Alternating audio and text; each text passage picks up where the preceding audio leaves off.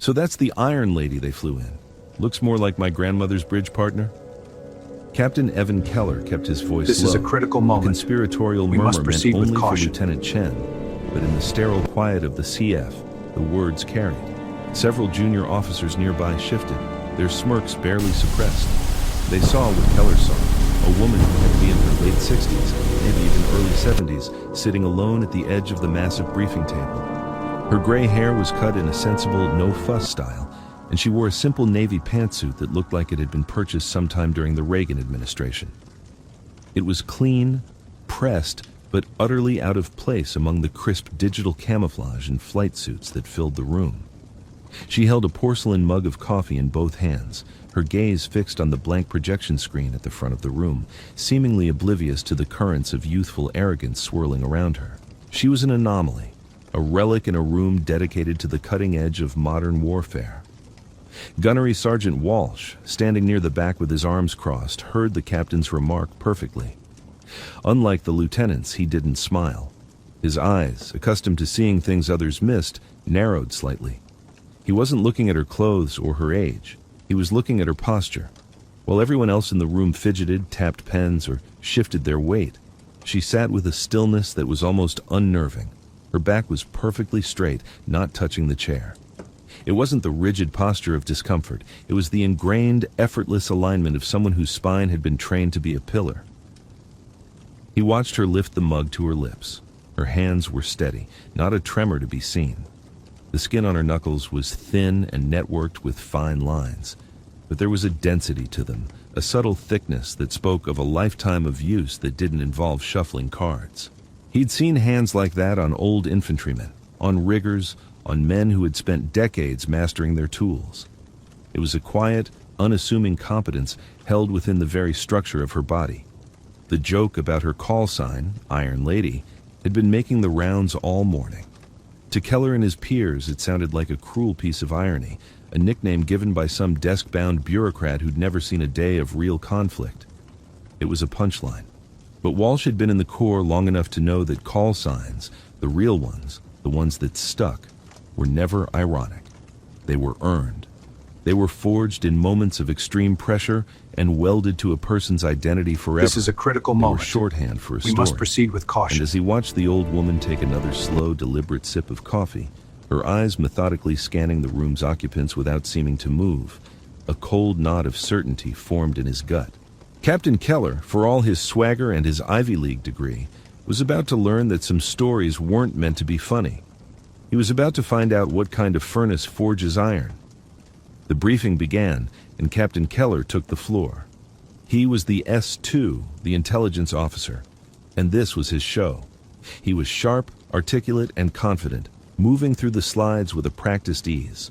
The situation was dire. A high-value American engineer, a specialist in advanced drone guidance systems, had been snatched from a supposedly secure compound in a notoriously volatile region of North Africa. The group responsible was a new, highly aggressive splinter faction, and the window to get him back was closing fast. Keller presented a comprehensive intelligence picture, a mosaic of satellite imagery, signals intercepts, and drone surveillance. He pointed to a fortified compound in a remote desert village. All indications are that the hostage, Mr. Thorne, is being held in the main structure here, Keller stated, circling the largest building with his laser pointer.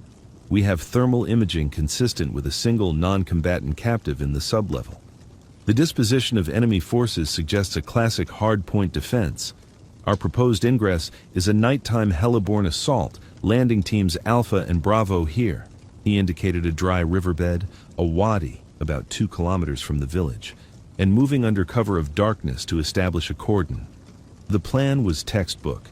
It was technologically sound, aggressive, and leveraged every asset the Marine Expeditionary Unit had at its disposal. Colonel Matheson, the MEU commander, listened intently from his seat at the head of the table, his face an unreadable mask of concentration. He let Keller finish his entire presentation, complete with threat assessments, casualty estimates, and extraction contingencies. The young lieutenants were nodding, impressed. The plan was clean. But Gunnery Sergeant Walsh felt that same cold knot tighten. It was too clean. The enemy they were facing wasn't known for being textbook. They were survivors, ghosts who knew the land in a way no satellite ever could. They thrived on an enemy's assumptions. As Keller concluded, a palpable sense of self-satisfaction settled over him. He had anticipated every question, covered every angle. He was ready. Colonel Matheson steepled his fingers, his gaze sweeping over his staff. "Any questions?" he asked, his voice a low rumble.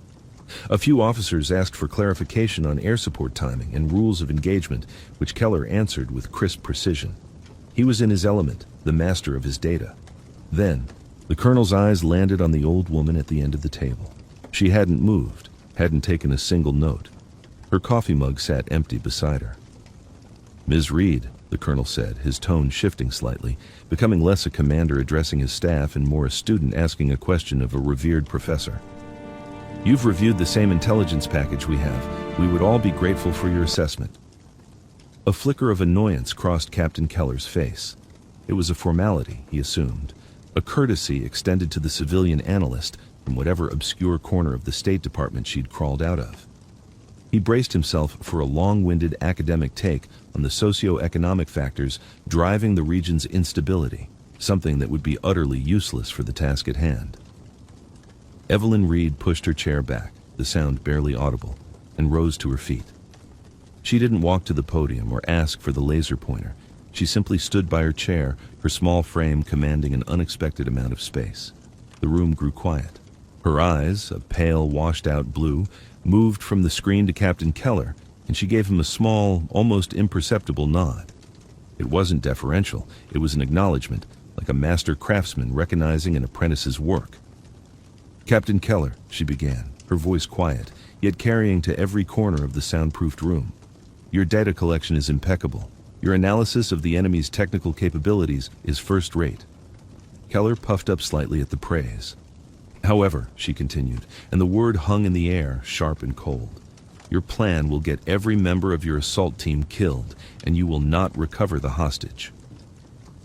The silence in the room was no longer just quiet. It was absolute. The air crackled. Keller's face went from confident to flushed with anger in a heartbeat. "Ma'am, with all due respect," he began, his voice tight, "my analysis is based on the best intelligence we have. It's hard data, not... It's incomplete data," she interrupted, not unkindly, but with an authority that brooked no argument. "You see a dry riverbed? I see a seasonal sluice for the entire Jemez Plateau. The locals call it Wadi al-Maut, the River of Death. There was a storm in the mountains to the north yesterday. Your own meteorological annex mentions it. That water is on its way. In 3 hours, that wadi will be a 12-foot deep torrent of mud and rock. Your teams wouldn't be landing in cover. They'd be landing in a death trap." She paused, letting the information sink in. Walsh watched Keller's jaw clench. He was already scrambling, mentally checking his data, trying to find the flaw in her logic. "As for the compound," Evelyn continued, her gaze shifting back to the map on the screen. "You're right. It's fortified. It's meant to be. It's a distraction, a honeypot. The faction leader, Ibrahim al-Zahir, is many things, but he is not a fool. He knows we have eyes in the sky. He knows we look for heat signatures and fortified walls. He's giving you exactly what he wants you to see." She took a step forward, her movements economical and precise. She pointed not with a laser, but with her index finger, her hand as steady as a rock. "The village is old, very old. It was a Roman outpost 2,000 years ago. Before that, it was a Carthaginian trading post. It's built on a system of qanats, subterranean aqueducts used for irrigation. They are not on any modern map.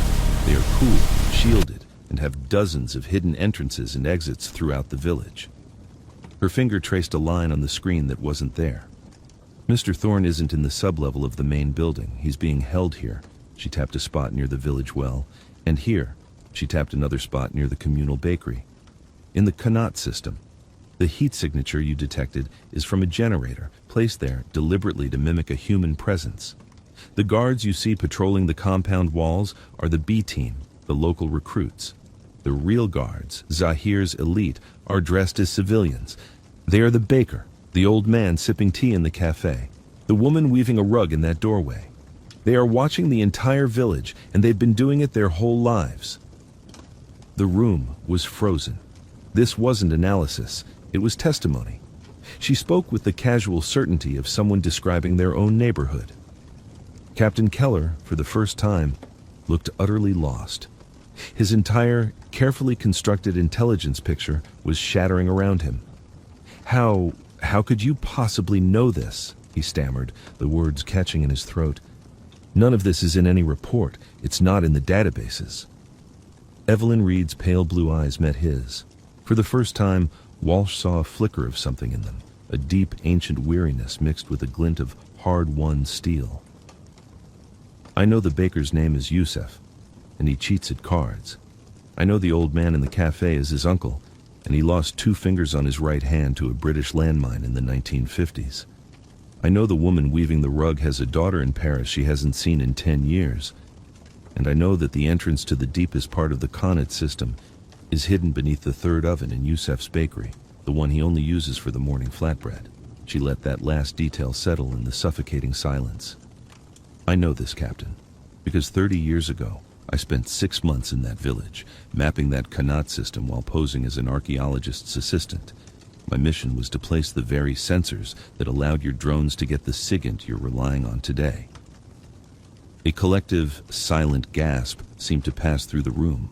The smirks on the faces of the junior officers had long since vanished, replaced by masks of stunned disbelief. Captain Keller looked as though he'd been struck.